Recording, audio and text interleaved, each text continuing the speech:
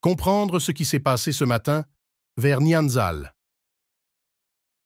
La cité de Nyanzal, située dans le territoire de Rutshuru, à environ 105 km au nord de la ville de Goma, Nyanzal est le lieu de naissance du général Sultani Makenga, était aux mains des FDLR-FARDC. Aujourd'hui, le M23 l'a pris. Le général verra la maison où il est né et a grandi 2-4. Les ont chassés de leur territoire, zone. C'est là qu'ils ont décidé d'attaquer sur plusieurs axes à la fois en disant « Les 2000 Lions de Saramboué ne pouvaient pas être là aux portes de Goma et de ces territoires occupés en même temps. C'est à 5h25 aujourd'hui qu'ils sont très contre, tenté de mettre en œuvre les plans en attaquant l'axe Mabenga, bombarder nos positions et populations à Bwito, Bwisha vers Boudapfa et l'axe Mwezo. Maintenant 21h02, alors que notre Dieu nous protège pour toujours, la coalition gouvernementale a été poussée très loin et 4-4 a perdu de nombreuses armes, munitions et hommes. Nous avons profité du contrôle de Nyanzal pour mieux continuer à faire retirer leurs armes à la source, suivant les témoignages des habitants du coin. Ce matin, pendant leur repli stratégique, un fards du nom de Mutombo a profité de la panique générale pour violer une fille qui répond au nom de Cécile II. Les FARDC sont en train de confisquer tous les téléphones et argent des citoyens pendant la panique généralisée sur axe Nyanzal-Kikuku et l'axe Kirima. 3. Le général Chico Chitambwe, déployé sur l'axe Rwindi, se comporte comme un voyou et détruit les mœurs du coin. Il va jusqu'à coucher avec 3 filles en même temps. On nous dit qu'il distribue des billets de $100 pour chaque fille. Il profite de la vulnérabilité de ces jeunes filles en détruisant les mœurs de la région. Bari bafite abasirikare 2500 mu Rwanda, ababirigi bamaze gupfa, abasirikare bose barabacyura, hasigara abasirikare 250. Iki cyaha baragikoze, niyo mpamvu Clinton yaje mu Rwanda agasaba imbabazi, ariko turazifite n'abandi n'ibindi. Iki ntabwo ntacyo mbivugiye kuri space, n'ubundi burya ngo uzavuga ukuri kuzire. Imyaka yashira ari ingahe, ariko hari igihe kizagera tukicyaha tuzakirega. So mu kuvuga rero kuri Monisco, bavuze ibintu by'abantu bateye inda, ko societe civile yifuza ko abo bantu batanga indezo. Icya mbere nuko ibyo bakoze ni icyaha, ntabwo ari ikosa, ntabwo ari iki cyo bakoze ni icyaha. Ni icyaha kubera iki? Ni icyaha kubera ko mu mategeko, muri charte za mbere zigenga impunzi n'abantu bari vulnerable, nuko ikintu cya mbere abantu bashinzwe kubarinda, cyangwa babakozi bakora mu nkambi, abantu benshi twabaye mu nkambi turabizi, babandi baba bambaye amajire ya HCR, batanga ibiryo, bandika amaliste, banguki. Iyo uprofise bari abantu bari mu nkambi, uba uviyoye amategeko international agenga impunzi. Ni ukuvuga nk'abana b'abakobwa, kaza ukaba wamusambanya kubera ibyo uri bumuhe cyangwa ubushobozi akubonamo. Aba Monisco turabizi bagira amafaranga. Ejo nimba ari uyu munsi mu gitondo twarebagaho ngo umujenerali umwe yakoze umwanda wo kuba ari kumwe n'abana b'abakobwa 3 mu cyumba kimwe ijoro rimwe, ngo buri wese amuha $100. Ibyo ni umusirikare wa Kongo. Ariko nka Monisco ubwayo, ibyo ni ibyaha bagomba kuregwa. Sinzi niba mwibuka operation y'Abafaransa yitwa Barkhane yaberaga muri Centrafrique. Abasirikare b'Abafaransa nabo bakoze ibyaha nk'ibyo, nyuma baza kuregwa barahanwa. Gusa nyine muri Kongo urabizi, abantu bose nta kivurira bagira, ariko nkeka ko ibi ni ibyaha bishobora kuba byakurikiranwa, kubera ko ngira ngo muri bintu bya mbere bibaho nuko abasirikare bagomba kugira discipline. Nta na rimwe nayo nabona muri Monisco hari imidari bahabwa, ariko ingabo z'u Rwanda ahantu ziri hose mu butumwa bw'amahoro ziba zihabwa imidari. Why? Uriya umusirikare udafite discipline, igisirikare gihera mu mutwe. Iyo udafite discipline, si ukuvuga ko abana b'abasirikare bo mu Rwanda atari abagabo nk'abandi, imibiri yabo irakora nk'iy'abandi uko ikora. ariko discipline iyo iri mu mutwe na hariya hasi irahagera.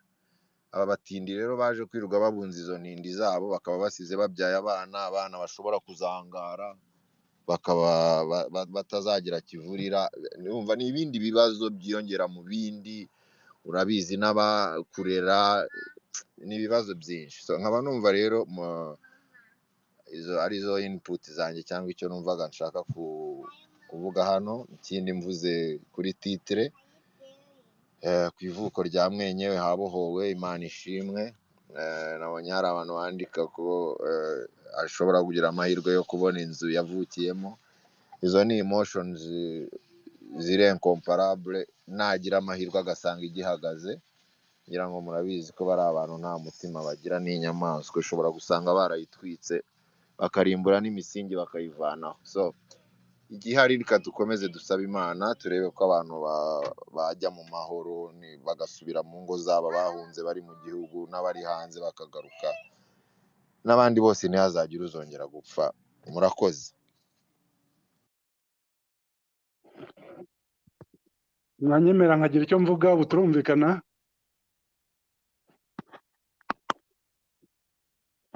Yego, ubu turakumva neza cyane.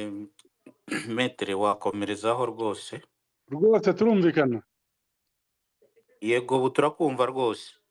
Ndashimira na confrere Mugabo African Boy yahambereye. Icyo navugaga muri uwo mujyi wa jenoside ikorerwa abanyekongo, abanyarwanda abanyekongo bavuga ururimi rw'ikinyarwanda, by'umwihariko abatutsi. Historike y'icyatumye bavuga ikinyarwanda, bagumana umuco w'ikinyarwanda, gakondo yawo, udusozi, imigezi, ibibaya, umuco, biguma ari bimwe, bisa cyane 100% n'umuco w'u Rwanda. Ntabwo tubigarukaho, buri wese arabizi. Turumvikana? turakumva metre. Navugaga yuko jenoside ikorerwa abanyekongo bavuga ururimi rw'ikinyarwanda yatangiye mu ntangiriro za 1995, ubwo interahamwe zari zimaze guhabwa karibu, zimaze gushira igihunga, zibiraramo, zirabica, zirabamenesha, zibambura imitungo yabo. Iyo ukoze ibyo bintu, nubwo hapfa abantu 100, kandi icyo gihe abapfuye ntabwo ari 100 gusa, n'uwakurikirana neza akabara akagira ate, kandi ibyo bizabaho n'ibihumbi 5 biragera de victime. So jenoside ikiranga n'umugambi wo gutsemba abantu kubera ubwoko, kubera idini, kubera ideologie politique, kubera ibindi byose byagira isano rihuza abantu, ukabaziza icyo ngicyo, ubukoze jenoside. Byarakomeje nyuma yo kumenesha abanyekongo bavuga ururimi rw'ikinyarwanda. Nkaho ibyo bidahagije, izo nterahamwe zabasanze aho bahungiye imudende, zica abantu, turaza kwibukiranya, ariko ngewe umubare nibuka les victimes bageze hafi muri 300. Ntawabijyaho impaka ku bijyanye na jenoside, n'uwavuga yishyira heza. Habayeho kwangaja deba imbere y'urukiko rutabogamye, ibimenyetso gihamya, les auteurs, kubigaragaza biroroshye nko gufata ikirahuri cy'amazi ugasomaho. Birumvikana? Turumvikana? Turakumva metre, turakumva kabisa. Turakumva neza cyane. Ndabashimiye. Nihuse rero kuri strategy twigeze kwiganiraho mu yindi space yo kugaragaza iyi jenoside uburyo irimo gukorwa, ndetse no kugaragaza cause na revendication za M23. Twavuze yuko bisaba kwigora, abantu bagateranya bakikora ku mufuko. Urugamba n'urwanyu, mugomba kururwana kandi muzarutsinda. mukajya kuri biriya bitangazamakuru by'abampatsi ibihugu France 24, Al Jazeera, BBC, CNN, mugasobanura ikibazo. Icyo confrère Mugabo African Boy yarambwiye ku gitekerezo natanze mu indi space, namwe mu byumve bavandimwe, baro y'u Rwanda iri sensible ku kibazo cya genocide, kuko ni baro yo mu gihugu cyagize ingaruka, cyagize ibyago byo guhura na genocide. Cyo mbasezeraniye rero, ejo mu gitondo bitarenze saa 7 nzaba navugishije batonier mbimubwire muri informel abimenye, ariko birasaba yuko namwe mwitoramo umwe nko mu bakadre ba M23 mwanamuha message mukamubwira yuko utabimubwira nk'umukadre ku giti cyawe, ahubwo kubivuga nk'intumwa ya cyama akabyumva. Metre reka mbunganire gato mbere yuko mukomeza.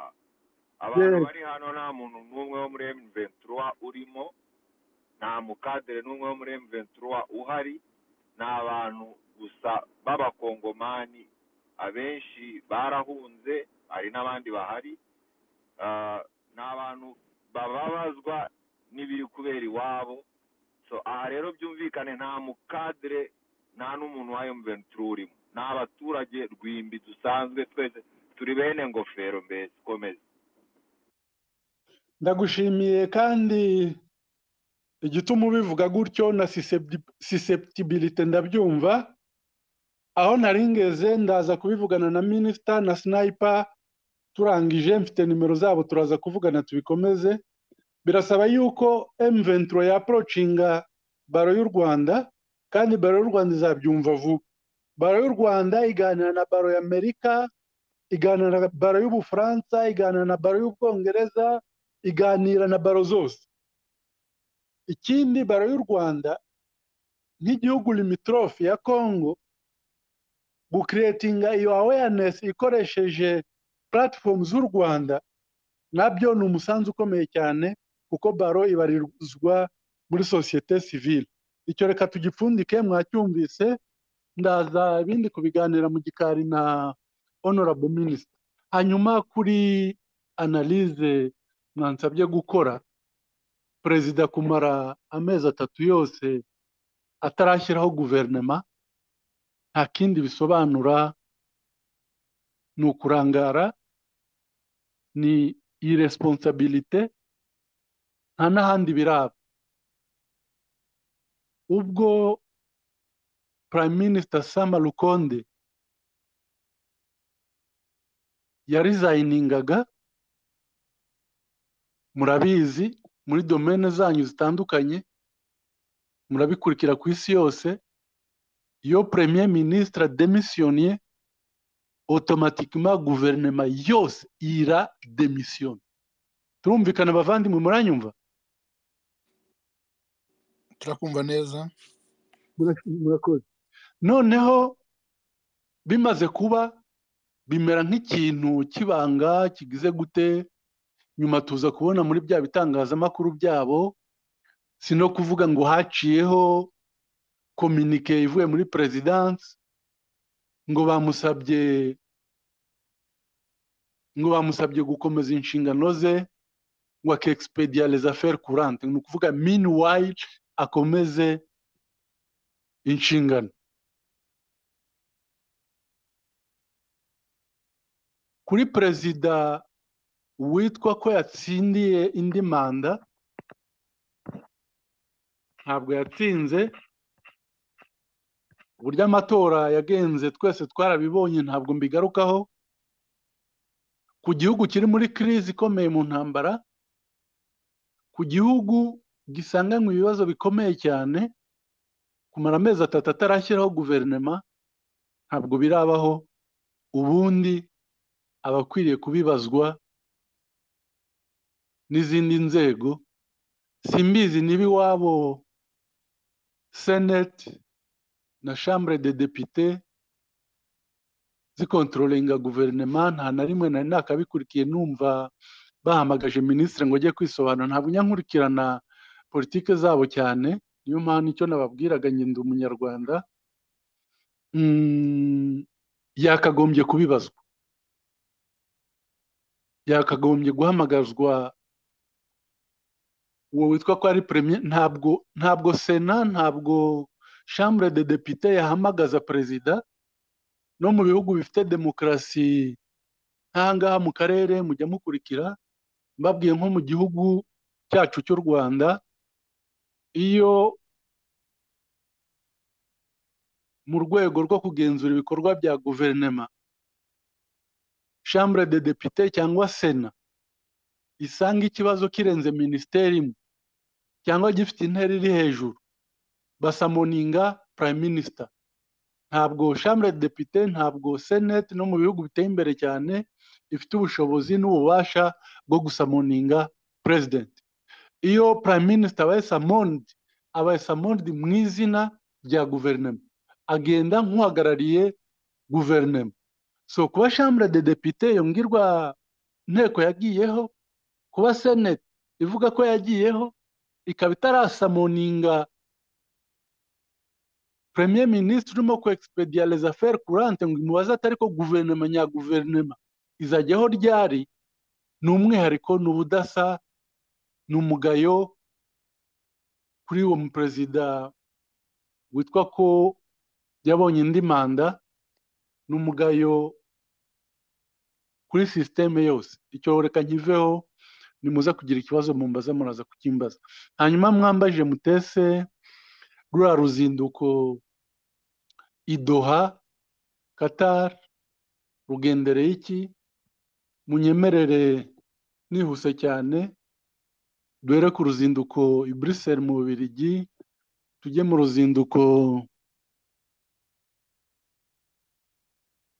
ruzinduko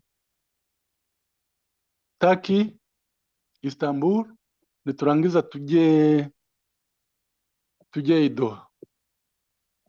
Ubundi bye kubatangaza abavandimwe, ziriya ngendo akora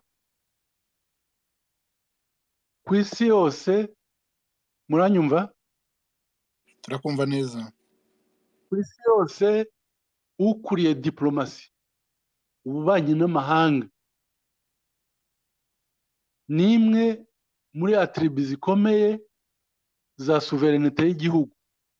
Uba uyikuriye aba ari umukuru w'igihugu, ni udefinisa imirongo migari, ni umenya igihugu akwiriye gushakaho umubano, inyungu izi n'izi.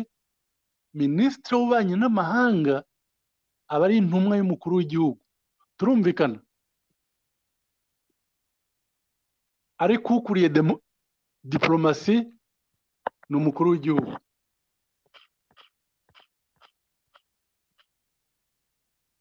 So Chilombo ageze Bruxelles ubwe yivugiye icyamugenzaga. Ni umwanya mutoya, ni umujournaliste wari umutanze mikoro avuga icyamugenzaga. Ariko cyaje kugaragara, byaba ya tweet X post ya prime minister w'Ububiligi avuga ngo yaganiriye na perezida wa Congo, ngo ku majyambere, ngo ashyigikiye umubano, ngo amahoro, ngo muri Eastern region ya DRC, ngo kandi ngo ntabwo Ububiligi bushyigikiye ingerence ya puissance zose zo mu karere. Iriya ni diplomasi, ni na gutyo bivugika ku isi yose. Ntabwo yakabije, ntabwo yaciye nk'amabere. Ariko ku byo yasabaga ngo ibihano ku Rwanda, ngo ibiki n'ibiki, icyaje kuvugwa nyuma no mu bitangazamakuru, Ububiligi ntacyo bwamusezeranije. Akanyuma abavandimwe, mu muco wa kinyarwanda duhuriyeho, abanyarwanda n'abanyekongo bavuga ururimi rw'ikinyarwanda, intelligence, gusesengura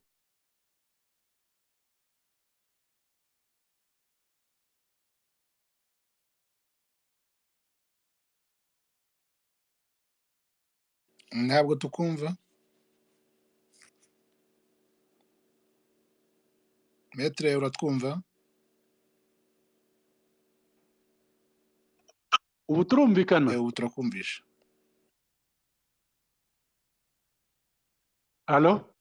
Ubu turakumva neza none. Yes, ubu ijwi ryagarutse rwose, wagarutse ariko wari wabanje kubura, wari ugeze ahantu uvuga umuco uhuje abantu navuga bo mu karere, abanyarwanda ndetse n'abanyekongo bavuga uru rurimi. Nyuma uza kubura, ndibaza n'ubu ijwi ntiriragaruka, ntiturabasha kukumva.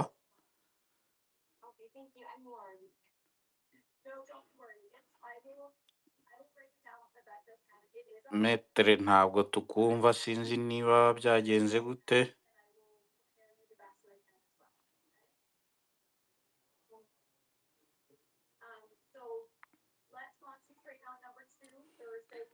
Metre wowe uratwumva byibuze ko tutakumva? Nibaza ko audience yose nta n'umwe uri kukumva ahari. Sinzi ko hari umuntu waba mwumva muri audience mwese. Ya, bigaragara ko Metre nta muntu uri kumwumva muri audience. Twaba dukomeje wenda nibiza kongera kumukundira araza kugaruka asoza speech ye nk'uko yarayigeze. Nibaza ko hari ku musozo. Wenda African Boy wakomerezaho, ngira ngo numvaga ari mu confrere we, ni ukuvuga n'abanyamategeko bose. Ahari yakomerezaho mugenzi we yaragejeje nawe agakora analyse nk'uko abyumva. African Boy. Murakoze banyakubahwa, wagira ngo confrere ibyo yavugaga nari nanze kuvuga kare ku kibazo mwari mwamusabye ko yakora isesengura kuri Kirombo, kuko ntabwo nari kuvuga mbere ye. Ndagira ngo mvuge akantu kamwe kuri biriya bintu bya Sama Lukonde yegura. Nabonye abantu benshi bavuga ko byacitse, batangira kuvuga, ndabandikira ndavuga ko na politike mwirirwa muririmba nta nubwo muzi n'uburyo ikorwa, ntimuzi ibiyiberamo n'iki. Ndavuga buriya perezida wese watowe mushya, the elected president, ahita asaba minisitiri w'intebe kwegura. Burya nicyo kintu cya mbere gikurikiraho. Iyo minisitiri w'intebe yeguye, murabizi ko bamwita le chef du gouvernement. Iyo yeguye buriya na guverinoma yose ibivuyeho. Sinzi ko ari ahandi mwari mwabona minisitiri w'intebe yegura ngo mujye kumva mumve ngo na minisitiri w'itangazamakuru yeguye, ngo na minisitiri. Ni ukuvuga ngo biba biri automatically, iyo yeguye ubwo n'abandi bose baba beguye. Hariya rero icyo byerekana ni iki? Ibyabaye muri Congo, kuba yareguye nyuma tukabona hashize amezi angahe nta guverinoma irajyaho. Ikindi twumva ngo nabyo tubisomye ahantu nta tangazo riri officiel ngo abashinzwe les affaires courantes. Ibyo byerekana icyo bita immaturité politique. Immaturité politique ya Chirombo yo tumaze kuyibona inshuro nyinshi. Reka mbereke cyangwa mbibutsa akavideo kamwe bari mu nama, nimba yari Davos sinibuka neza, ari kwereka perezida Emmanuel Macron ahantu ahagarara. Sinzi nimba iyo video mwayivisualiza mu mitwe yanyu. Muribuka ko atanamushuhuje, aramwirengagiza, agenda asuhuza abandi bose bari bari iruhande rwe, undi akomeza kwakitinga nk'umwana. Mbese ak'ubukongomani kanze kumushiramo, malgré ko yabaye na perezida ariko ntabwo azi umwanya yo kipa. Ako ni kamwe. Akandi muribuka promise yatangaga, byo yari ameze nk'umukobwa bambe nk'umusore uri gutereta inkumi yiyamamaza, atwita Nyankaragata. Avuga ko azahita areinstale des chambres ngo kugira ngo asabe uburenganzira bwo gutera u Rwanda. Ariko ubu baramubaje, avuga ko ngo yahinduye priorite. Ikibazo si uko yahinduye priorite, ahubwo nuko atabishobora. ni ukuvuga ngo rero icyo cya immaturité politique bigaragara nta minisitiri w'intebe wegura, ubwo iyo yeguye biba bivuze ko guverinoma yose yagiye, noneho ngo umubwire ngo n'abakora des affaires courantes. Ni ukuvuga ngo even the timing muri politics turabizi ko irakonta, timing irakonta. Ikindi noneho mu gusoza ni ibyo confrere yari ari kuvugaho by'ingendo n'ibiki. Ya immaturité politique nk'uko confrere yari yabivuze, buriya le premier diplomate wo mu gihugu aba ari perezida. Ni nayo mpamvu abazi igifaransa nureba nk'amakuru nko kuri France 24 cyangwa ahandi za France 2 n'ahandi za CF1, uzumva niba bivuga perezida w'u Rwanda bazavuga ngo le numéro 1 rwandais. Ni ukuvuga burya niwe munyarwanda wa mbere, buriya ni nawe uba ushinzwe diplomasi wa mbere, ni nawe uba uhagarariye igihugu wa mbere. Urugero rugaragara, reka mbibutse His Excellence ejo bundi ntabwo yari ari nyaka ko ari Davos, sinzi niba mwibuka umunyamakuru wamubajije muri koridoro ikibazo cya diru y'abimukira bo mu Bwongereza. Yes, akavuga ati ya diru nitaba amafaranga tuzayasubiza. Bari abanyamakuru bo nicyo baba bashaka, hariya niho bakura. Anababwira ko ikibazo atari u Rwanda, ikibazo ari UK, aribo bagumye kubaza ikibazo. Exactly, kubera ko niwe premier ambassadeur, niwe muhagararizi wa mbere, niwe uhagarariye diplomasi ya mbere y'igihugu. Ariko umuntu nka Chirombo babaza ikibazo agahita avuga ngo yaje hano ngo gusaba ibihano. Twese twarabibonye kuri video, mu gusohora itangazo premier ministre babonanye agasohora itangazo avuga gusa ibyo bagomba kuganira, biriya nabyo ubwabyo baba harimo message, gusa icyo twakora ni ugusabira Kongo n'abakongomani. African boy kuri iyo ngingo ni ukwibutsa ko n'ubundi mu gihe yasabaga Ububirigi nk'uburi nka membre wa Union Européenne basaba yuko amasezerano u Rwanda rwagiranye na Union Européenne kugena n'amabuye y'agaciro yaseswa. Ni nyuma yaho gato y'uruzinduko niho n'ubundi Union Européenne yaje kwemeza inasaba Kongo gukorana ibiganiro na M23. So bamuteye utwatsi aho nari kuhagera. Ni ukuvuga ngo aba bantu bo mu bihugu byo hanze nabo bakeneye abo bita ngo les partenaires fiables. Sibyo, umuntu kabisa ni ukuvuga ngo umugabo nyamugabo apana sugabo. So les partenaires fiables wa mbere babonye n'u Rwanda. Kubera iki? Ibyo yarabivuze, ngira ngo reka nsimpere nona, reka kugiye bazanaga amagambo menshi, Union Européenne igaha u Rwanda miliyoni 20 z'amayero yo gufasha abasirikare RDF muri Mozambique. Ngira ngo murabyibuka nabyo byakuruye polemique nyinshi n'iki. Ibyo bivuyeho ejo bundi twabonye Union Européenne isinyana n'u Rwanda amasezerano yo gucukura no guteza imbere ubucukuzi bw'amabuye y'agaciro. So biriya aba bo muri western countries baba bakeneye nyine partenaire fiable. Ako sinzi ko wafata partenaire fiable nka Chirombo, umuntu ufata abasivile badafite formation militaire n'akantu nacwe, yarangiza akabaha imbunda, abo bantu bakagenda bakica abaturage, numva bitabaho. Ndabona confrere ashobora kuba yagarutse, reka musubize umwanya we. Murakoze.